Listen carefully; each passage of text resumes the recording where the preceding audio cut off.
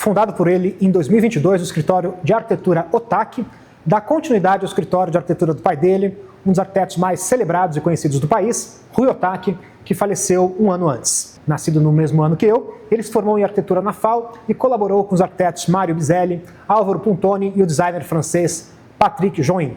De 2008 a 2017, trabalhou com o pai, filho de ninguém menos do que Tomi Otaki. Assina os próprios projetos desde 2005 e em 2011 fundou o próprio escritório de arquitetura e design, agora transformado no escritório Otaki. No Se Meu Inconsciente Falasse de hoje, Rodrigo Otaki.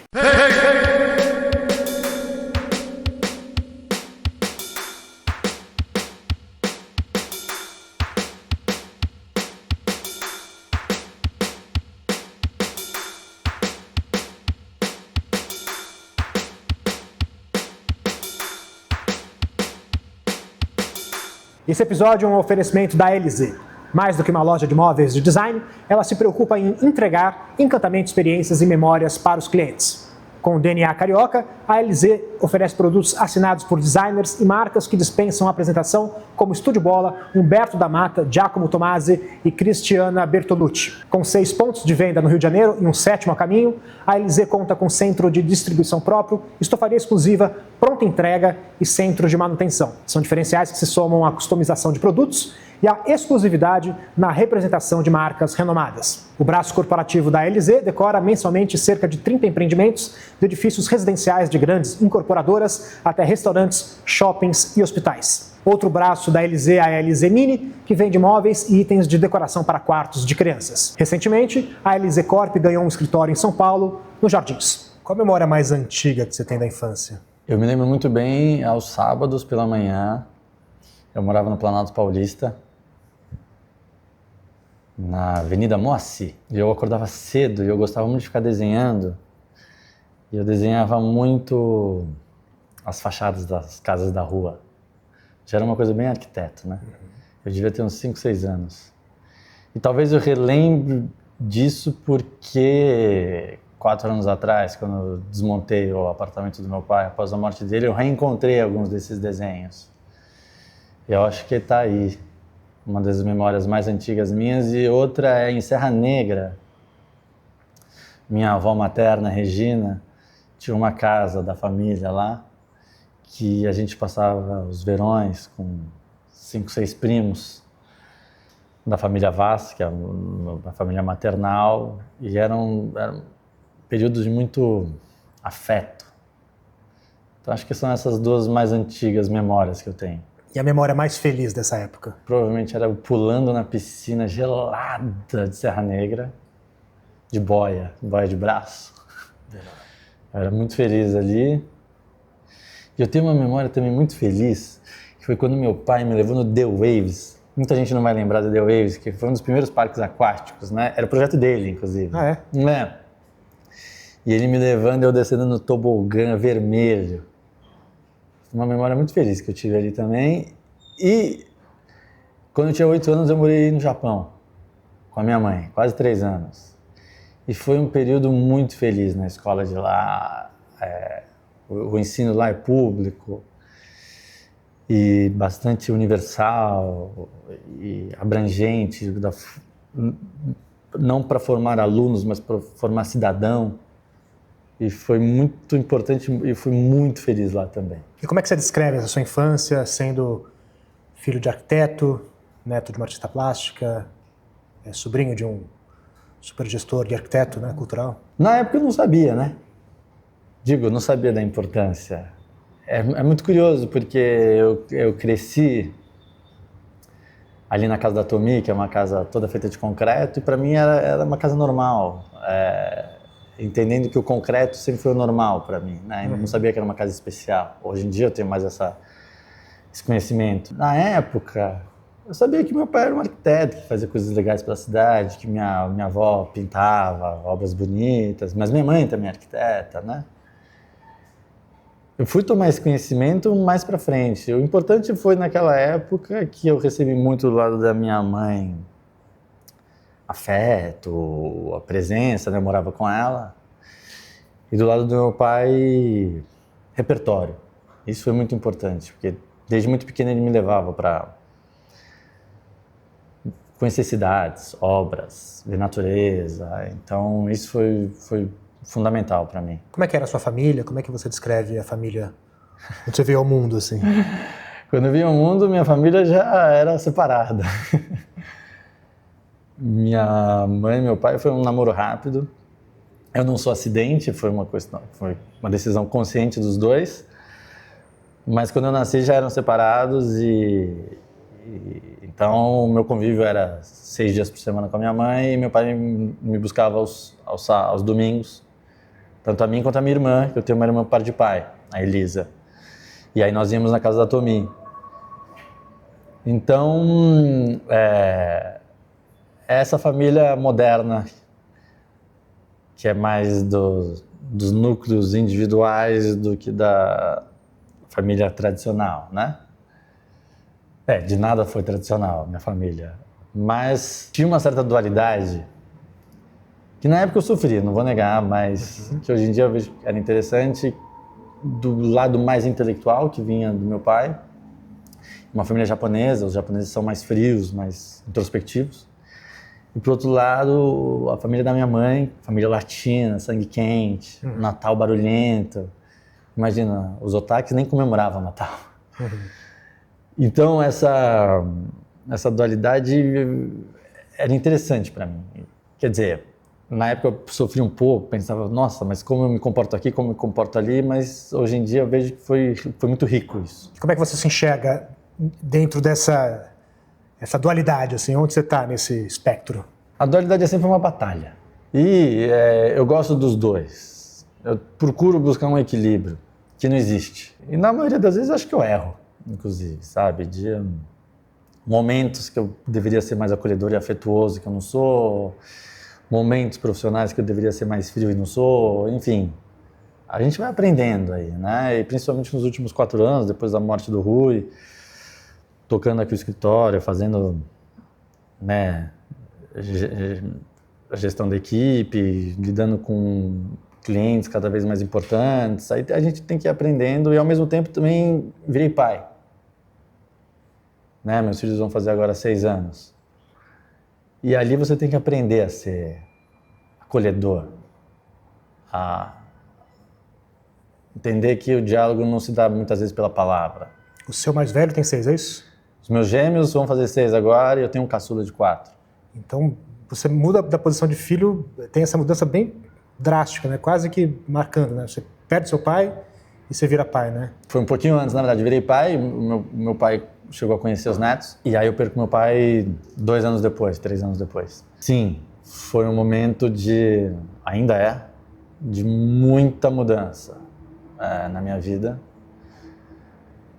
Evidentemente, a perda do meu pai foi muito significativa e triste, mas a gente também tem que entender que, bom, primeiro que isso faz parte do ciclo da vida e que isso faz parte também da evolução. Então, me tornar pai, gerir aqui o escritório, enfim, entender que são novos desafios e que isso tem que ser sempre positivo, né?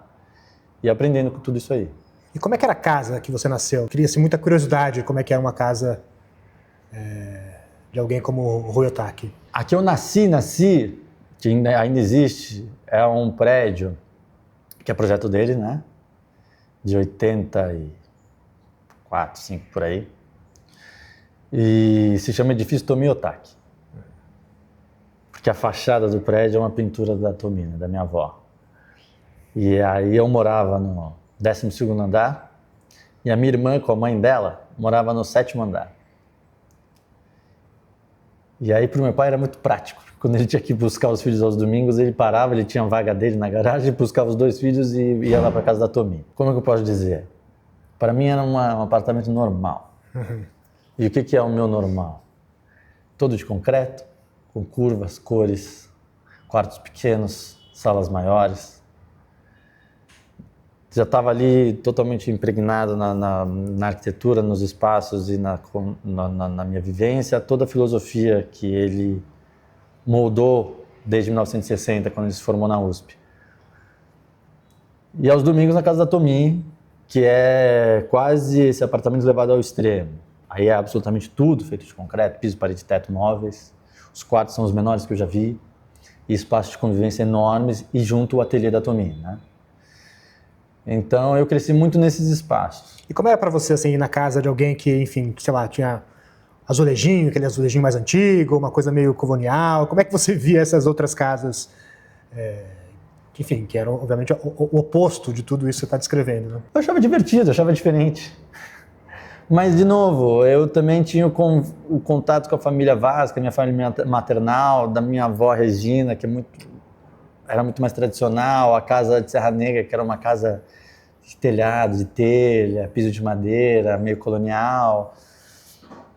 E a gente precisa transitar por todos esses espaços. Tudo isso faz parte da bagagem que a gente vai criando, do repertório que a gente vai criando, das experiências que tem, né? O arquiteto, ele, antes de ser julgador, ele precisa entender que tem que ser curioso. E que ir nesses espaços faz parte do aprendizado. E que sempre tem alguma coisa para você aprender, inclusive naquilo que você não gosta, para não repetir o erro. E isso foi um treino que o Rui me fez desde muito pequeno, de ter um olhar curioso, aguçado, de criar esse repertório muito individual e que aparece na hora da criação. Né? E como é que foi para você? Imagina que você estava adolescente quando, por exemplo, o Unique ficou pronto ou foi projetado. Como é que foi ver aquilo? Falar assim, meu pai que fez. Essa obra eu me lembro muito bem, Daniel, muito bem. O Unique, o projeto 95, 96, por aí, né? E começa a fazer o projeto. E eu me lembro que eu fui na casa dele, que era aqui perto, na Faria Lima. E era à noite, a gente ia jantar. E eu, na hora que eu entrei, ele estava trabalhando na mesa dele e tinha uma das primeiras imagens de computador que ele, Rui, então, estava fazendo. Porque até então era desenho feito à mão, que apresentava para o cliente, era uma coisa que o computador ainda estava muito incipiente na arquitetura, né? E aí ele me mostrou o projeto e eu caí para trás. Era um projeto muito diferente do que ele tinha feito até então. O Unique, de fato, foi um divisor de águas na carreira dele, na importância que ele teve urbanisticamente, o reconhecimento internacional que teve, mesmo com todas as obras interessantes e importantes que ele teve antes. Mas o Unique realmente foi um divisor de água. E eu me lembro que eu olhei aquele projeto e falei para ele, eu acho que é o meu projeto preferido que você já fez até hoje. Teve pouquíssimas modificações daquelas primeiras imagens, porque foi executado, que está lá na Brigadeiro Luiz Antônio, mas me impactou muito. E naquele momento, eu olhei e falei, puta merda, meu pai é foda. Até hoje é o projeto que você mais admira dele? Difícil dizer, né? É um doce. Sem dúvida é um doce. E ali ele conseguiu aplicar com novos conceitos extremamente contemporâneos na própria arquitetura dele. É uma grande evolução dentro da própria carreira dele. Eu acho que é um dos mais importantes e é um dos meus preferidos. Mas também tem o complexo Axé Cultural aqui perto, onde fica o Instituto Tomiotaki, que é muito importante, é um dos meus preferidos por tudo que ele significa, né? A arquitetura do Rui, a importância urbanística que ele tem, a gestão do meu tio Ricardo, uma homenagem à Tomi, é uma instituição cultural, né? A Casa da Tomi é uma das obras preferidas minhas também, que é um lugar também, além da arquitetura, tem muito significado para mim, e a radicalidade dela também é impressionante. Mas tem tantos outros e ainda tem por vir. Quando eu digo por vir, é porque eu conheço muito a obra dele, mas tem muito ainda para conhecer da obra dele. E projetos que não estão prontos também, né? Não, ele realizou quase todos. O Rui batalhava muito para que o projeto fosse realizado, porque ele acreditava que a arquitetura é obra construída, não pode ficar no papel. Ele batalhava muito por isso. Então quase todos os projetos dele foram realizados. Mas de vez em quando a gente vai visitar alguma casa que ele fez, que eu só conhecia de fotos, aí entra e fala, puta, olha essa solução. Outro dia eu estava olhando uma solução de palco que ele fez para um teatro, que a gente estava desenhando um teatro, estava ali, 30 anos antes, ele fez uma puta solução. Então, quer dizer, conforme eu vou estudando, vão surgindo novas obras preferidas também, né? E eu acho isso muito bonito. E você, aos 5 anos, decidiu que ia ser arquiteto, é isso? Eu falava que sim. Uhum. E para mim isso era muito claro. Eu já falava que ia ser arquiteto, porque, de novo, meu pai é arquiteto, minha mãe, meu tio. Com uns 11 anos, mais ou menos, quando eu volto do Japão, o meu pai acho que percebeu que era verdade. Eu não estava blefando. E aí ele começou a me levar mais nas viagens dele, de palestras, etc. E aí a gente aproveitava para visitar algumas obras. E aí quando eu tinha lá meus 17 anos, eu estudava num colégio tradicional que todo mundo tinha que fazer teste de aptidão. E o meu deu 100% arquitetura, não deu nem segunda opção. Mas foi muito tranquilo para mim, sabe, de decidir ser arquiteto. Evidentemente, na época que eu tomei a decisão, que eu me inscrevi na FUVEST, já sabia da importância do meu pai. Mas para mim foi muito tranquilo, porque eu sempre tive muita paixão por arquitetura. E como é que ele viu essa escolha? Ele ficou feliz. E ele nunca me perguntou, nunca. Nem impressionou aquela coisa, você vai seguir meus passos. Tanto que a Elisa, minha irmã, não é arquiteta, ela é diretora de teatro. Nunca me perguntou se eu queria ser arquiteto. Claro, talvez ele tenha induzido, né, visitando tantas obras, etc. Mas porque também, convenhamos, a arquitetura é legal e é para ser legal. Não é para ser prazerosa, ou deveria ser, né? Então, quando você vai visitando obras bacanas, naturalmente você vai se interessando por aquilo, e eu já tinha um interesse anterior, e aí, então essa decisão foi muito tranquila para mim. Ele nunca pressionou com relação a isso, e quando eu falei para ele, olha, vou fazer arquitetura, ele ficou super feliz. E como é que foi fazer FAO? Não tinha como esconder que seus sobrenomes. E como é que foi as pessoas, os professores? Isso te ajudou, te atrapalhou? O Rui é um pouco um enfant terrible da FAO, né? Ele é talvez o ex-aluno da FAO mais reconhecido, né? Vale dizer, Paulo Mendes da Rocha fez Mackenzie, ele não fez a FAO. No entanto, o Rui foi evoluindo a sua arquitetura e chegou num ponto onde a FAO e ele se afastaram. E a FAO tem muitos dogmas, né? Eu estudei lá, tem uns certos dogmas. E continua sendo uma escola excelente. Mas quando eu entrei lá, eu confesso que foi divertido. Acho que pegaram um pouquinho mais pesado comigo nos trotes, mas aí foi mais num tom de brincadeira, nada ameaçador. Mas com professores, um ou outro, eu tive um pouco mais de dificuldade. Mas no geral, foi bem. Mas geralmente porque eles conheciam seu pai ou porque foram professores do seu pai? Professores não, mas conheciam, uns gostavam, outros não. Porque o Rui sempre foi uma figura polêmica, né? Ele sempre gostou disso porque ele sempre falou que a vanguarda é polêmica. E aí, nas aulas, tinha alguns professores que claramente não gostavam dele. Tive alguma retaliação, mas nada traumático também. No geral, a faculdade foi bacana, eu fiz num tempo praticamente mínimo, né, que é de 5 anos. Agora, minha faculdade foi aqui. Foi aqui, eu digo, foi com o Rui, né? 10 anos no escritório, de estagiário a coordenador, a convivência com ele, isso foi todo o aprendizado, né? E a FAO foi muito importante também. Mas então eu tinha também o que eu aprendia na FAO e o que eu via no escritório dele, e eram coisas muito diferentes, né? E aí você vai assimilando isso aí, criando o próprio caminho. E você diria que o sobrenome... Eu não sei se a palavra seria ajudar, mas a palavra talvez seria o privilégio que é. Imagina você poder conviver com um arquiteto que você admira muito, poder visitar muitas obras com esse arquiteto. Já é um privilégio.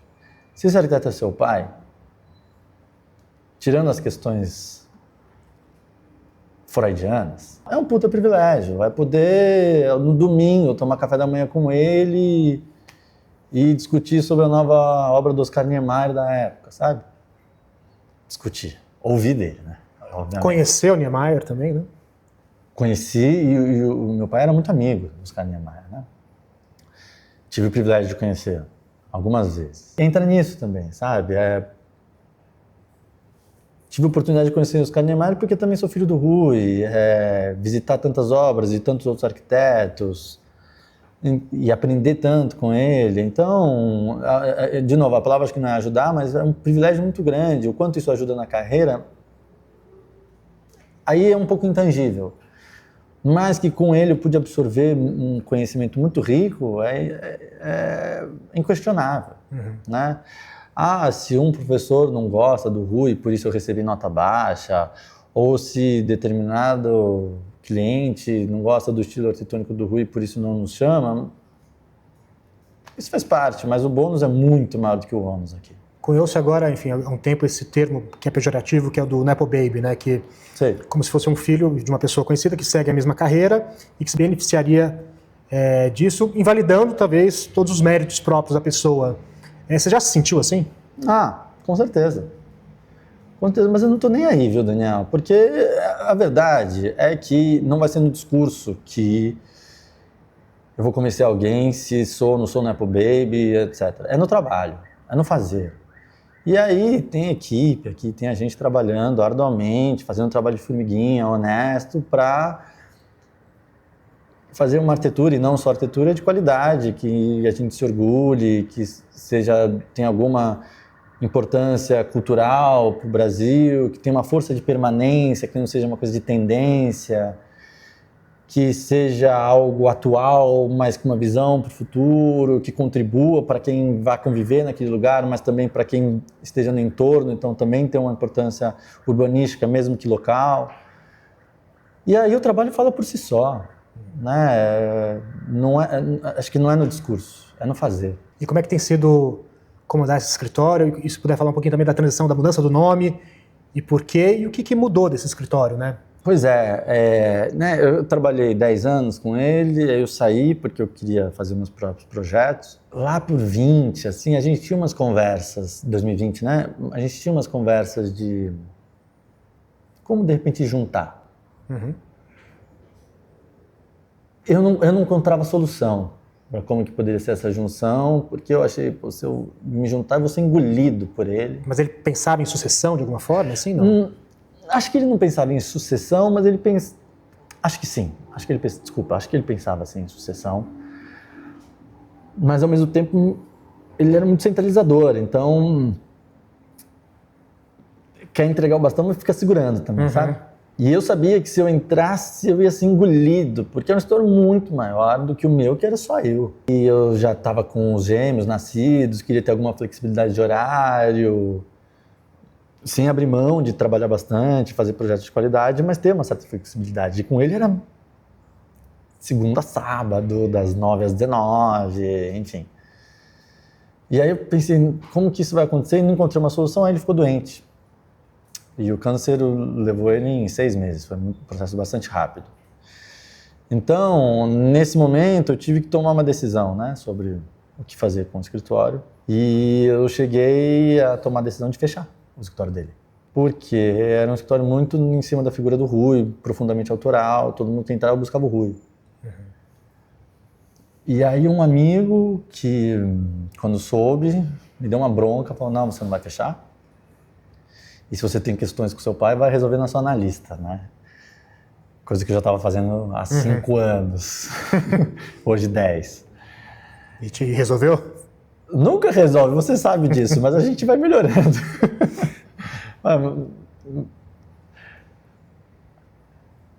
A morte tem que trazer um benefício também de a gente não ter ressentimentos e lapidando, talvez não de uma maneira real, mas a figura dessas pessoas e que fique só o carinho e não as dores.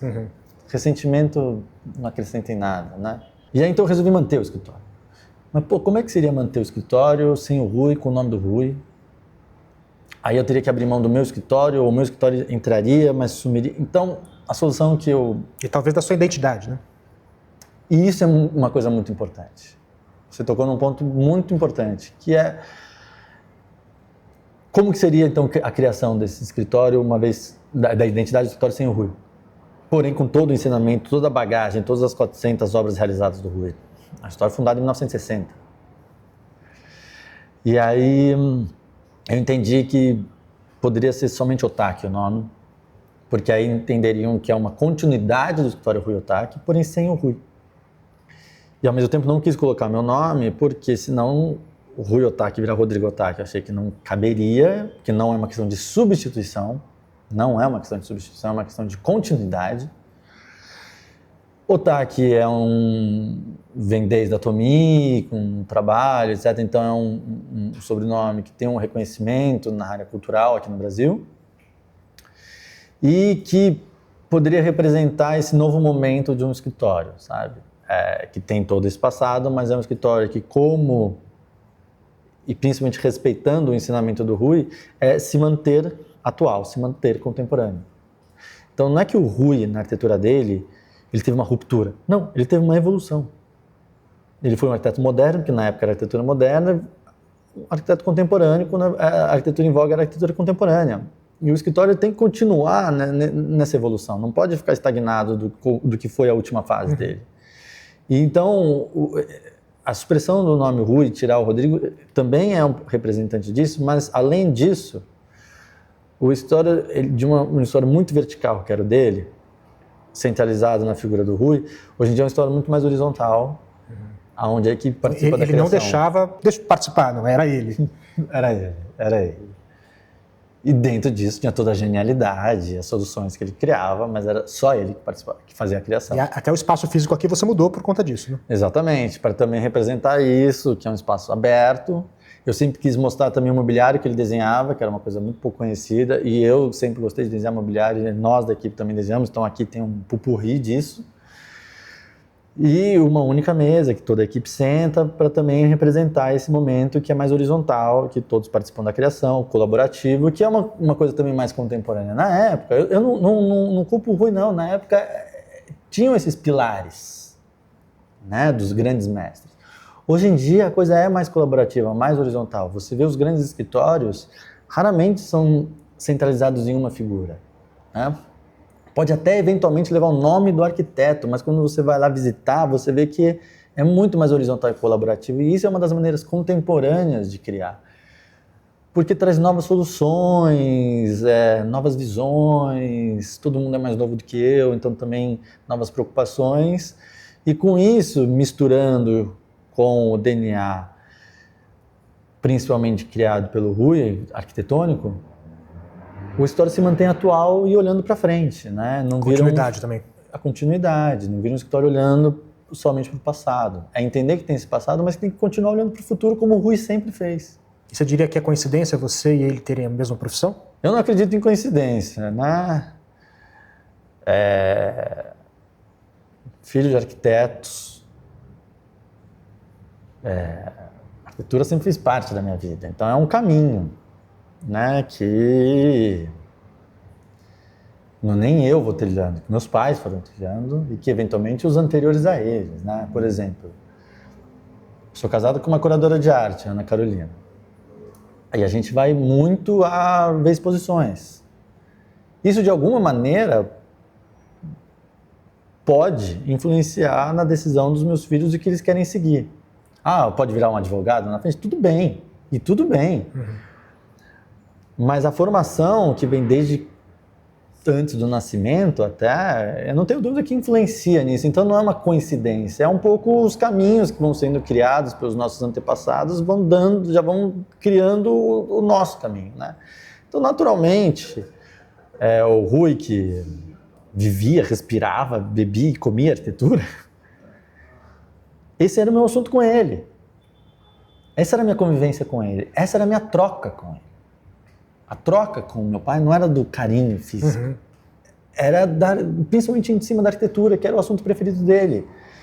E aí, naturalmente, fui para a arquitetura. Então, acho que não é coincidência também. É claro, eu também quis isso, mas não foi coincidência, foi vontade. Você diria que esses fins de semana, os dias que você ficava com eles, a arquitetura servia de polo de contato, assim, de ponto de contato? Mas sem dúvida.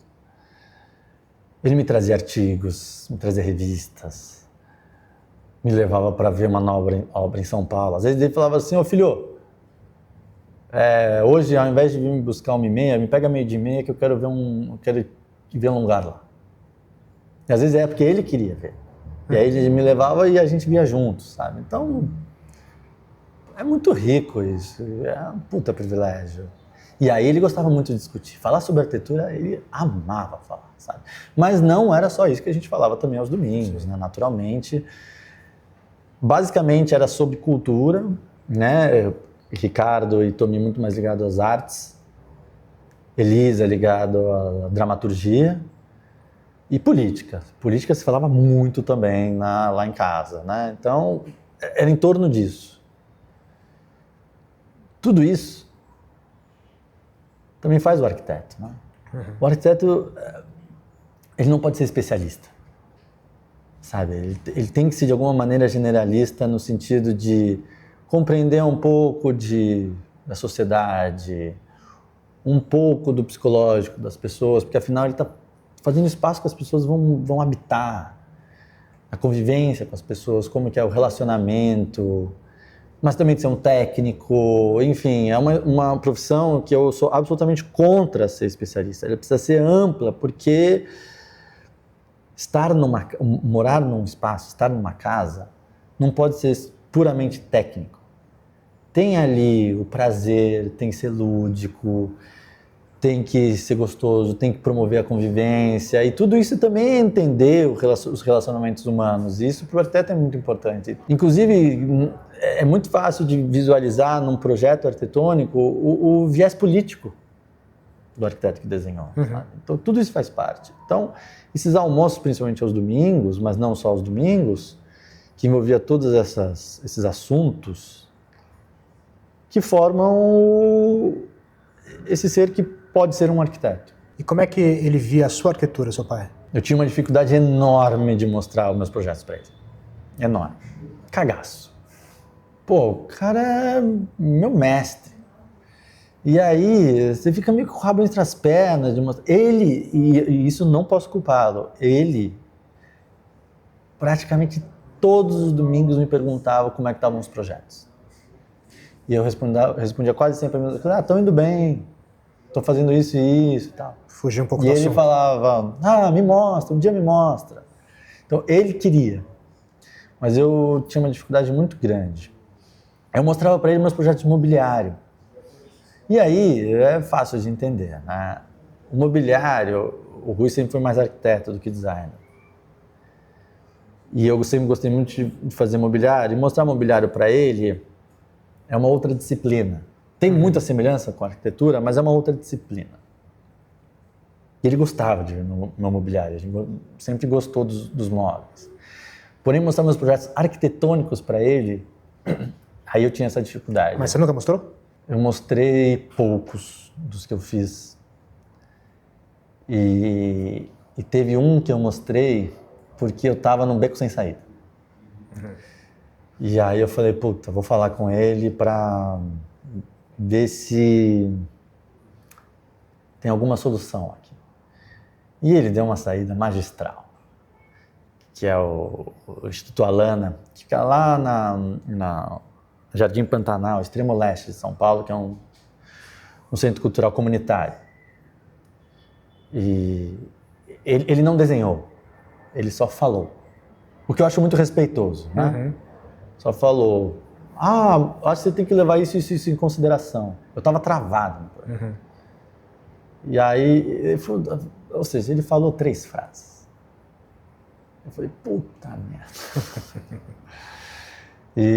Mas mesmo assim, depois eu sempre tive muita dificuldade, e isso não é pelo lado dele, é muito mais pelo meu lado, que era também, acho que, um medo de frustrá-lo, né? Do projeto, de repente, não ser tão bom,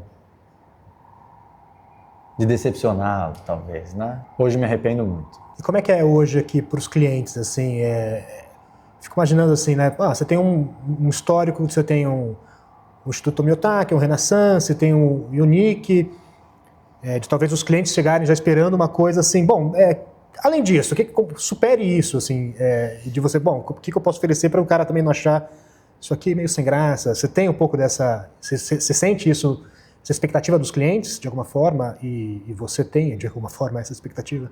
Dos clientes, quase todos. É muito difícil alguém que entra aqui e não conhece o histórico do escritório. Então já vem com alguma expectativa. A gente teve recentemente um cliente que chegou aqui e ele tinha ido no hotel, que é projeto do meu pai de 95, 6, em Brasília. E o hotel, ele tem o lobby é maravilhoso. É um hotel grande lá em Brasília, vermelho. Mudou de nome algumas vezes, acho que atualmente é Golden Tulip, coisa assim. Fica do lado do Palácio da Alvorada. E quando você entra, o lobby, ele tem uma sucessão de curvas, assim, prateadas, e tem uma clarabóia enorme, assim, meio ogiva, e o espaço é magnífico. E essa pessoa que foi lá é um pastor. Ele olhou aquilo e falou, a minha igreja podia ser assim. Ele bateu aqui na porta, não, ele foi na recepção, queria saber quem que era o arquiteto, descobriu que era o Rui, descobriu que o Rui tinha morrido, mas falaram para ele, mas o filho continua no escritório. Aí ele bateu aqui na porta, entrou e falou, eu fui no hotel que vocês projetaram em Brasília. Eu quero aquele lobby como a minha igreja. Aí a gente ouviu e falou, entendido. Tá bom, tudo bem. Porém, a gente falou, é um projeto de 30 anos atrás. E a gente não repete os nossos projetos. Mas a gente entendeu o espírito da coisa. A gente vai propor para você. E aí a gente fez um projeto que, plasticamente, é completamente diferente. Completamente diferente. E aí quando ele viu, ele falou, puxa vida, não é nem um pouco o que eu estava imaginando, mas superou muito as minhas expectativas. De maneira alguma eu estou me colocando acima do projeto lá de Brasília. De maneira alguma. Mas são 30 anos de janela. Né? É pegar o espírito e atualizar também. Algo né? que talvez ele fizesse, né? No sentido de... Com toda certeza, Daniel. Ele nunca repetiu um projeto, nunca repetiu uma solução. Nunca. Por isso que aqui no escritório ter banco de soluções, de detalhamento, nunca adiantou nada, porque cada projeto ele ia mudando a solução. Né? Então ele mesmo teria feito um projeto completamente diferente. Então, seguindo um pouco isso, a gente deu completamente uma outra proposta, ele adorou e estamos tocando esse projeto, né, que vai ser construído, espero, aqui perto da rodoviária do Tietê. E de novo, não é melhor ou pior, mas é uma continuidade, é uma atualização, eventualmente uma evolução, podem achar que sim, podem achar que não, mas a questão é, ele, o pastor, ficou plenamente satisfeito e gostou muito. E entendeu que o espírito arquitetônico se manteve, mas a estética é outra. E você?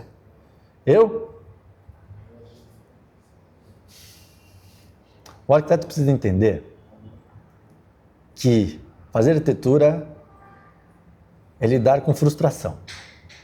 Por que eu digo isso? Quando a gente começa a criar, quando que é o momento de parar de criar? Não existe. Esse momento não existe. Quando que você olha e fala, essa obra está pronta? Não existe. A gente é chato no detalhe, a gente sempre acha que pode melhorar, porque sempre pode. A questão é que existe prazo. E ainda bem que existe. É verdade. E existe prazo porque a gente tem que pagar as contas. Se não fosse o prazo, a obra nunca é entregue. A obra, o projeto, eu quero dizer. Então, a gente tem que lidar com uma frustração primeira, que é, bom, não dá mais. Precisamos seguir adiante, porque senão eu não entrego para o cliente não paga, e fecha o escritório. Então, é entender que o momento de parar, ele é forçado. E não é porque o projeto está pronto, necessariamente. Aí você desenha.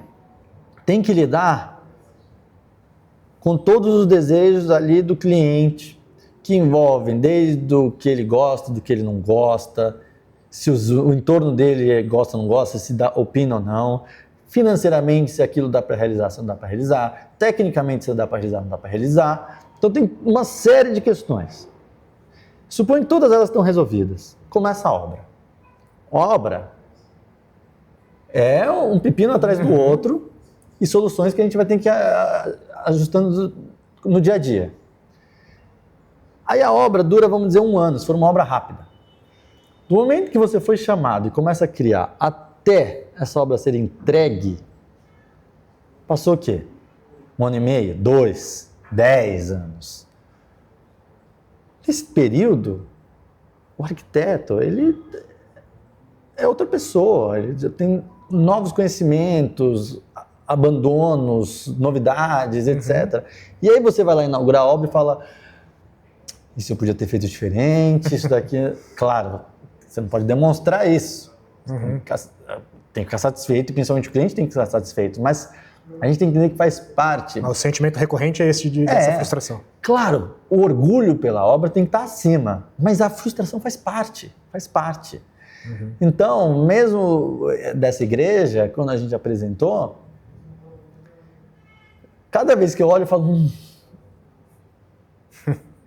faz parte. Mas fique, claro, muito contente com o resultado, muito contente que ele gostou do resultado, muito contente com a equipe que apresentou também essa solução conjunto, enfim. E agora vamos ver quando realizar. Aí você me chama de novo para conversar sobre a sua obra daqui a alguns anos. Sim. E da Tomi, o que mais você lembra dela? A Tomi era muito silenciosa, né? Era uma pequenininha, muito sorridente e muito ouvinte. Silêncio. A Tomi era muito silenciosa. E, ao mesmo tempo, no silêncio dela, ela era muito acolhedora e afetuosa. À sua maneira, profundamente oriental. E a Tomi era fazedora, né? Ia pintando, não estava nem aí. Pintava. Não se importava com tendências, se gostava ou não gostava. Ela ia pintando. E essa convivência com ela foi um grande aprendizado de uma troca tácita, silenciosa, carinhosa e muito intuitiva. O quanto ela trabalhava nas obras dela, usando a intuição, era um poder gigantesco. Eu acho, e isso ela transmitiu, sem nunca ter falado esta palavra, muito forte para todos que vieram depois, né? Rui, Ricardo, Elise e eu. E isso daí, da intuição, é muito com o que a gente trabalha, né? De toda essa bagagem que a gente vai tendo ao longo da vida, das experiências, dos aprendizados, isso vai virando um repertório que vai, de alguma maneira, lapidando também a sua intuição. E é usando essa intuição que a gente faz as criações, né? E é como a Tomi fazia. E isso foi inestimável, assim. Então esse convívio com ela foi muito bacana. E a sensibilidade dela, sabe? Tomi era muito unânime, as pessoas gostavam muito dela, sabe? Chamada de Dama das Artes, sim. Representou o Brasil, as artistas mulheres brasileiras, ela nem era brasileira, na inauguração do MASP, quando veio a Rainha Elizabeth II, enfim. Tomi era realmente especial. Não sei se eu já te falei, mas o meu primeiro emprego foi no Instituto Tomi Otaki. Eu sei. Como monitor do setor educativo, e lá pelas tantas me mandaram organizar as gravuras que ela tinha. Na casa? Que tinha lá. No Instituto, que ainda tem. No Instituto. Enfim, eu lembro de ter essa estreia profissional. E eu ia te perguntar, quando que você se deu conta, enfim, de que ela tinha essa importância para as artes plásticas? Assim? Eu me lembro. Foi quando teve a Bienal do Paulo Herkenhoff, o presidente era o Fernando Henrique. E na inauguração da Bienal, teve uma transmissão direta do Fernando Henrique fazendo um discurso de abertura. E o primeiro nome que ele falou foi o da Tomi. E eu me lembro do meu pai cutucando e falando assim, você ouviu? Tomi foi o primeiro nome. E era uma sala muito linda que o Paulo Herkenhoff fez, da Tomi, com as esculturas brancas dela, de tubulares, assim, algumas grandes, algumas que giravam. E naquele dia, engraçado, né, que eu ouvi o presidente falando em primeiro nome dela, eu falei, eu tinha ali 11 ou 12 anos. Tem uma fala que ficou muito famosa da sua avó, que é ela falando da vinda, né, que quando ela sai do navio lá, que trouxe ela de Tóquio, de Kyoto, Kyoto, ela olhou para o céu e sentiu o cheiro do amarelo, né, ela falou ali, gostei do Brasil, né. De que forma essa trajetória dela, dessa mudança de país, repercute na sua trajetória? Na minha? Bom, Eu não sei nem se eu estaria aqui, né? Se não fosse... O que acontece? A Tomi veio para o Brasil para visitar um irmão. Meu tio-avô que morava aqui. E ela veio junto com outro irmão. Isso em 36. Quando ela chega, e aí tem essa frase bonita que ela falou, que é verdadeira, começa a guerra China-Japão, a guerra do Pacífico. E ela não pode voltar. O irmão com quem ela vem volta e eventualmente morre na guerra. Na sequência da Guerra do Pacífico tem a Segunda Guerra Mundial. Então ela também continua não podendo voltar. Então ela veio a passeio para visitar um irmão e teve que ficar aqui quase 8 anos. Bom, aí o que aconteceu? Ela casou com meu avô aqui, que era o sócio do irmão dela. Eles tinham um pequeno laboratório farmacêutico. Casou com ele. Com ele, ela adquire o sobrenome Otaki, que ela de nascimento não é, Nakakubo. Mas, como toda sociedade patriarcal e machista, a mulher perde o sobrenome e adquire o sobrenome do marido. E aí ela vira Tomi Otaki. Mas até então é a esposa do senhor Otaki e mãe do Rui e do Ricardo, pequenos ainda, né? Dona de casa.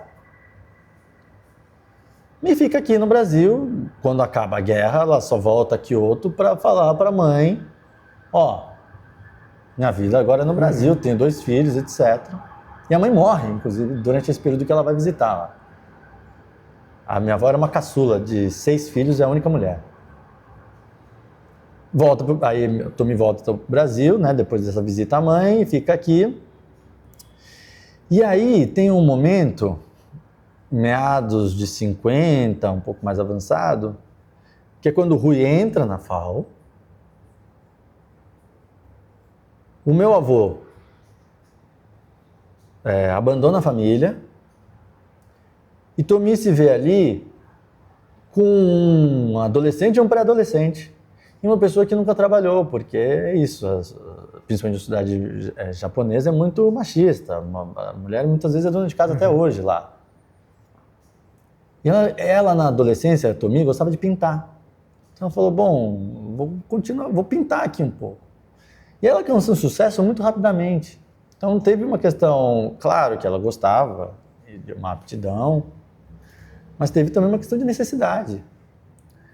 E aí ela pinta, alcança esse sucesso, tem muito rapidamente, vai bem. Ao mesmo tempo o Rui entra na FAO, então teve uma troca muito horizontal entre eles ali, um influenciando o outro. Não foi a Tomi que influenciou o Rui a ser arquiteto, foi uma coisa paralela. E o quanto isso me influenciou? Profissionalmente, quase que tudo. A permanência dela, né, a migração dela para cá, a escolha dela, a profissão, que é um acaso. Não é o que ela sabia fazer, né? E se não fosse isso, talvez o Rui fosse um outro tipo de arquiteto, talvez.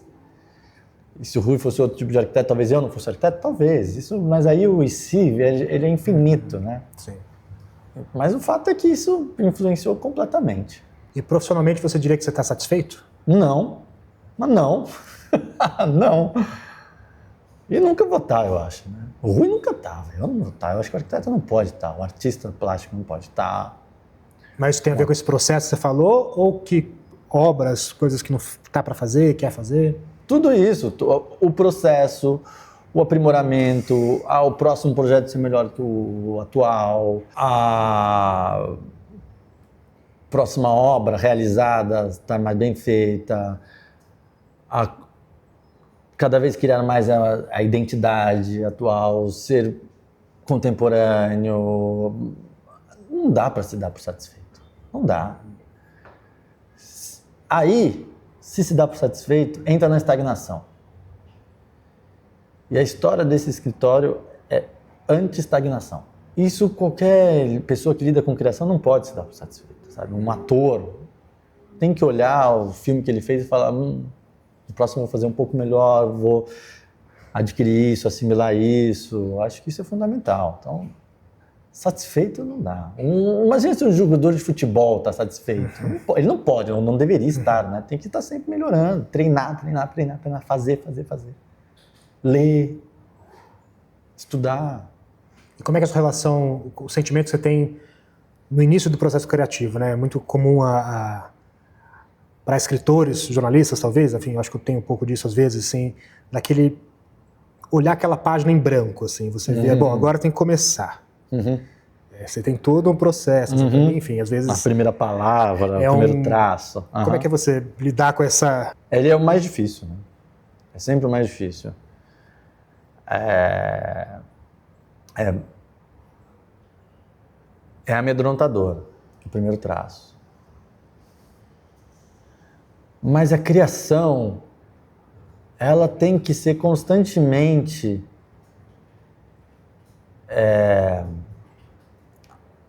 um pouco ameaçadora. A incerteza tem que estar presente o tempo todo no momento da criação. Por quê? Porque é na incerteza que também está a surpresa. É na incerteza também que está uma nova solução, que tem um avanço. E eu acho que isso é fundamental. Se a gente tem a certeza de tudo, você vai fazendo tudo igual. Ou com muito pouca variação. Se o arquiteto vai com toda a certeza que aquele projeto está perfeito, está errado. Está errado. Ele não pode ter toda a certeza. Ele pode ter algumas certezas, né? Ele pode ter certeza que a cadeira tem que ter essa altura porque é mais confortável para sentar. Até aí tudo bem, porque aí é uma ergonomia. Mas a certeza das soluções plásticas, isso ele não pode ter. Mas será que vai funcionar? Deixa eu testar. Isso é uma incerteza. Imaginar como os clientes vão reagir àquele projeto também é absolutamente fantasioso, né? Absolutamente fantasioso. Bom, imaginar qualquer reação das pessoas, por mais que a gente as conheça, é absolutamente fantasioso. Mas eu acho que não pode se pautar nisso para criar. É uma preocupação. De alguma maneira, é importante conseguir realizar todos os desejos do cliente. Porém, na minha opinião, está imbuído na nossa profissão que a gente tem que entregar mais. Que a gente tem que enxergar aquilo que o cliente não está enxergando. E isso, evidentemente, é uma incerteza para o próprio cliente também. O cliente também tem que olhar e falar, nossa, mas será? Ou nossa, não é o que eu estava imaginando. Acho que se o cliente vir e falar assim, perfeito, é exatamente o que eu tinha pensado, é porque você pegou o Pinterest dele, juntou tudo e entregou, sabe? E cadê você nesse processo? Certeza absoluta não leva a nada. A nada. Eu fico imaginando a pessoa que criou número 0. Pô, uma puta de uma dúvida. E é da dúvida que você vai pensando em filosofias, em como é que eu vou chegar lá. Então, a dúvida é fundamental, a incerteza é fundamental. O que é sucesso para o Rodrigo Otaki? Olha, pessoalmente, eu quero ter um sucesso de ser um bom pai. E é difícil pra caramba, viu? Eu acho que educar os filhos é uma das tarefas mais difíceis que tem. O que é ser um pai de sucesso? Aí que tá, não sei. Mas se eles tiverem ética, pra mim já é um sucesso. Se eles forem bons para si próprios, mas principalmente para os outros, isso pra mim já é sucesso.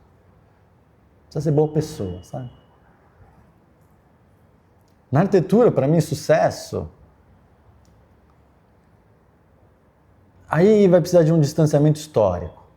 Ou seja,